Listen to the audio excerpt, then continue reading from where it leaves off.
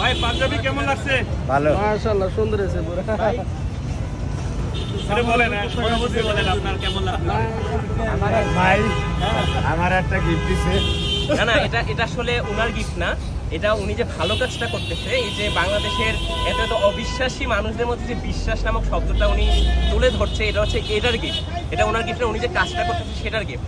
আর এরকম মানুষদেরকে প্রচার করার জন্য কেউ যদি হুমকি দেয় যে ওনার এই দোকানটা তুলে দেবে, তাহলে আমি বলবো যে ঢাকা শহরে যে 3000 ভাতের হোটেল আছে সবগুলোকে তুলতে হবে, শুধু ওনারটা একা তুলতে হবে না।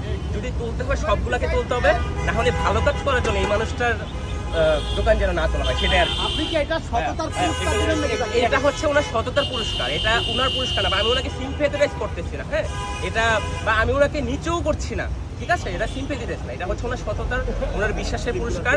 আর এই যে আমি গতকাল থেকে আসলে আমার জ্বর ছিল, আমি নাহলে গতকালই আসলাম, আমার জ্বর ছিল, নাহলে আমি গতকালই এসে ওনাকে গিফটটা দিতে আমি তুলে রাখছিলাম গিফট ওনার জন্য।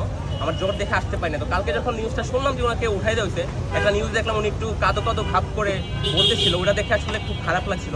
তাই আমি ভাবলাম যে এটা একটা গিফট দেওয়া যায় ওনাকে, তো এই গিফট এই জন্য পেলাম। আর হ্যাঁ, আরেকটা শার্টও আছে, আরেকটা শার্ট আছে। তাহলে এবার শার্টটাও পরে দেবে, এটা খোলেন। এটা খুলে শার্টটা একটু পরে দেখেন, শার্টটা পরে আপনি কাজ করবেন, ঠিক আছে? করবে না ভাই, করবে না।